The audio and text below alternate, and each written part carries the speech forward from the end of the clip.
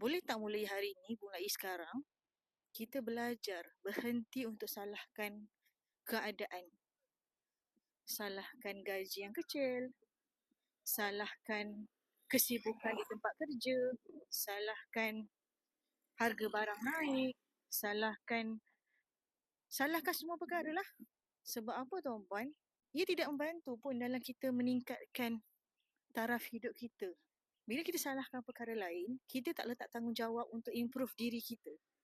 Tapi sebaliknya apa yang kita boleh buat adalah cuba kita cari jalan penyelesaian kepada cabaran-cabaran yang kita sebutkan tadi.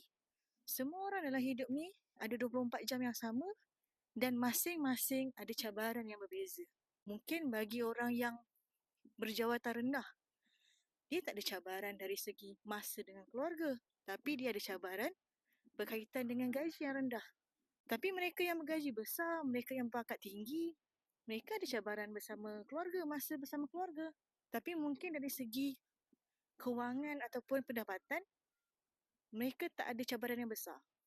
Jadi semua orang ni tuan-puan, dia ada cabaran. Jadi untuk kita improvekan diri kita adalah kita cari jalan untuk selesaikan satu-satu cabaran yang kita ada. Dari situlah kita boleh ubah, tingkatkan, naik taraf kehidupan kita daripada yang kurang baik kepada yang lebih baik. Dapat sesuatu?